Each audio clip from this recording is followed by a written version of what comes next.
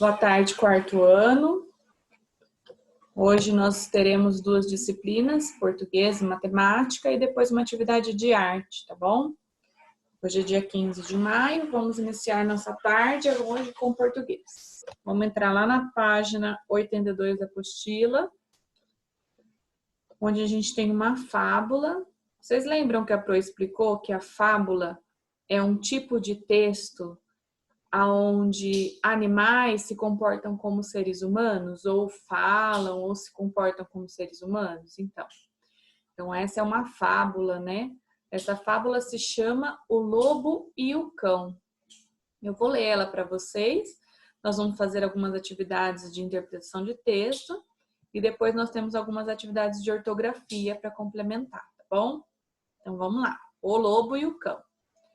Um lobo e um cão se encontraram num caminho. Disse o lobo: companheiro, você está com um ótimo aspecto. Gordo, o pelo lustroso, estou até com inveja. Ora, faça como eu, respondeu o cão. Arranje um bom amo. Eu tenho comida na hora certa, sou bem tratado. Minha única obrigação é latir à noite, quando aparecem ladrões. Venha comigo e você terá o mesmo tratamento. O lobo achou ótima ideia e se puseram a caminho. Mas, de repente, o lobo reparou numa coisa. O que é isso no seu pescoço, amigo? Parece um pouco esfolado, observou ele. Bem, disse o cão, isso é uma coleira, sabe? Durante o dia, o meu amo me prende com uma coleira, que é para eu não assustar as pessoas que vêm visitá-lo. O lobo se despediu do amigo ali mesmo. Vamos esquecer, disse ele, prefiro minha liberdade à sua fartura. Né? Esse a craseado aí significa do que. Então, eu prefiro a minha liberdade do que a sua fartura, né? Então, não valia a pena para o lobo ter a barriga cheia, ter alimento na hora que ele quisesse, né? Em troca de ficar preso. Então, foi isso que ele falou para o cão. Eu não quero trocar a minha liberdade pela fartura, né? Agora, a gente vai ter que fazer as atividades que são relacionadas com o texto, tá bom? Número 1. Ligue as palavras ao seu sentido no texto. Então, o que significa a palavra? Qual é o sentido da palavra, tá bom? A. Lustroso. B. Amo. C. Esfolado. E D. Fartura. Os significados são muito machucado, grande quantidade, dono, senhor de alguém, e brilhoso, que brilha, tá? Então, vocês vão ligar com uma linha o significado a cada palavra. 2. Reescreva as frases, substituindo as palavras destacadas por sinônimos. Se necessário, faça outras mudanças. Então, vocês vão substituir as palavras que estão mais escuras pelo seu sinônimo, tá? Se precisar procurar sinônimos no dicionário, pode procurar, tá? Se vocês acharem a palavra, vai ter o sinônimo logo em seguida, tá? O que significa, né? Ou outra palavra que significa a mesma coisa, tá bom? Como eu expliquei, né? A professora já explicou sinônimos e antônimos na sala. Mas o sinônimo, por exemplo, de alegre é feliz, é contente. Então, a gente vai ter que trocar por outra palavra que signifique a mesma coisa, é o sinônimo, tá bom? Então, A. Minha única obrigação é latir à noite quando aparecem ladrões, tá? B. O lobo achou ótima a ideia e se puseram a caminho. Então, vocês vão trocar as palavras que estão em destaque pelos seus sinônimos. 3. Agora, reescreva as frases, substituindo as palavras destacadas pelos antônimos. E, se necessário, faça outras mudanças. Então, os antônimos, como a professora também já explicou, é o contrário. Então, é a palavra que significa o contrário. O antônimo de feliz, triste. O antônimo de alto, baixo, tá? A. Companheiro, você está com ótimo aspecto, gordo e o pelo lustroso. B. Prefiro minha liberdade à sua fartura. Então, ao contrário, tá bom? 4. No começo da fábula, o lobo afirma estar com inveja do cão. Por que o lobo teve esse sentimento? Assinale a alternativa com a resposta correta. Então, por que o lobo ficou com inveja do cão? O lobo sentiu inveja porque o cachorro corria livremente pelo caminho, ou o lobo sentiu inveja porque o cão parecia bem alimentado e bem tratado, tá? Então, para isso, a gente precisa, sempre que a Pro lê um texto, vocês prestem atenção, depois vocês releiam esse texto para conseguir realizar as atividades, tá bom? Então, vamos lá. Página 84 agora. A forma como o cão vivia tem aspectos positivos e negativos. Pinte os quadradinhos ao lado da frase para indicar o que você considera positivo e o que considera negativo de acordo com a legenda. Tudo que você achar negativo, você vai pintar de azul. E tudo que você achar positivo, pinta de amarelo. Negativo azul e positivo amarelo, tá bom? O cão sempre tinha comida à vontade. Isso é positivo ou negativo, tá? O cão ficava preso quando tinha visita na casa. Positivo ou negativo?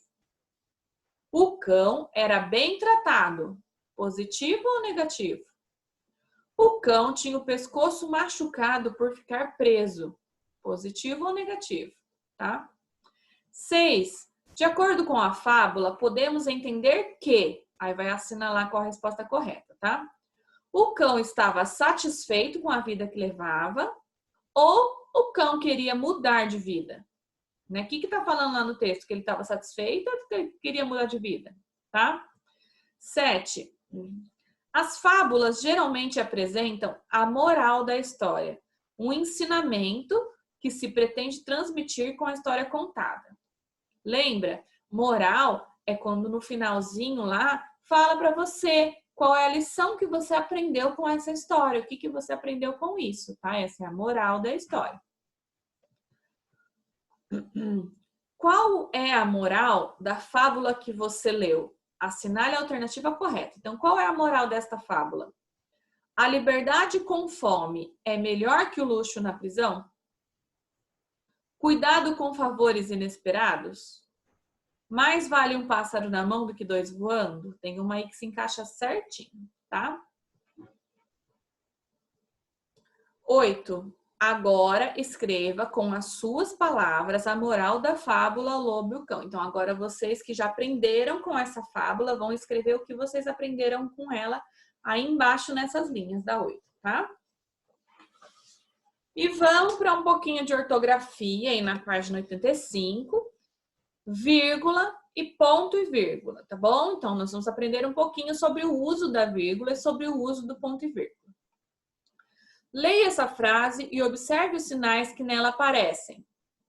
Ricardo comprou maçãs, laranjas, melão e verduras. O sinal que está destacado é a vírgula.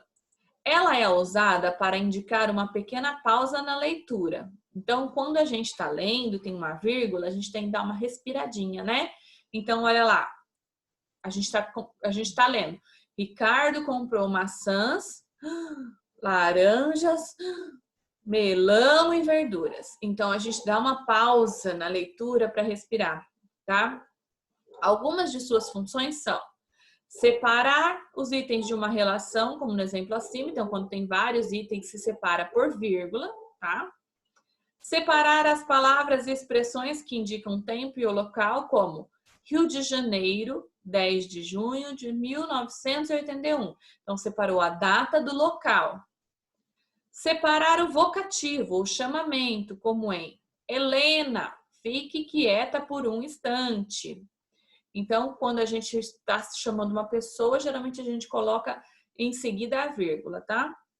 Quando queremos indicar uma pausa maior do que a vírgula, usamos o ponto e vírgula. Então, quando a gente está em dúvida, se a gente coloca um ponto final ou se a gente coloca uma vírgula, é porque a gente precisa usar ali o ponto e vírgula, tá? Camila atendeu ao telefone. Era sua professora de arte, né? Muita gente confunde ponto e vírgula e coloca um ponto final ali no lugar. Mas a gente não terminou o assunto, nós estamos continuando, então nós precisamos do ponto e vírgula, tá bom? Número 1 nas atividades. Copie as frases colocando a vírgula quando necessário. Então, não vai colocar a vírgula em qualquer lugar, vai colocar a vírgula no lugar correto, ok? Vai copiar as frases na linha de baixo colocando a vírgula. Comprei lápis, caneta, borracha e régua. Olinda, 20 de março de 2000. Mariana, você pinta muito bem. Rodrigo foi à aula de bateria, jantou, deitou e dormiu, tá? Então, essas são as frases que vocês vão ter que reescrever colocando a vírgula, ok? Vamos lá para a página 86, que vai ser a nossa última página de hoje, tá? Com um pouquinho mais de atividades. 2. Copie as frases colocando ponto e vírgula quando necessário, né? Então, o que vocês vão fazer? Vocês vão copiar essas frases e vão colocar o ponto e vírgula no local correto. Quando é o local correto? Quando termina um assunto e começa outro, tá? Como quando termina uma parte do assunto e começa outra parte do assunto, né? Lúcia ficou contente com a notícia. Roberto ficou eufórico. Amanhã terei prova. Ainda não estudei. Então, ele está separando duas frases praticamente, né? Que poderiam ser feitas sozinhas, mas que tem uma continuação. As crianças precisam se divertir. Brincar é, portanto, muito necessário. O ventilador pouco ajudou. Passamos muito calor. Então, ponto e vírgula dessas, tá bom? 3. Coloque vírgula para separar o vocativo, o chamamento ou o nome. Então, depois do nome, vai colocar vírgula para separar o nome do restante da frase, tá bom? Então, vamos lá. Coloca vírgula só aí. Não precisa copiar a frase novamente, tá bom? 4. Leia as frases e relacione-as às regras do uso da vírgula, de acordo com a legenda. Então, o azul, quando você quer separar os itens de uma relação.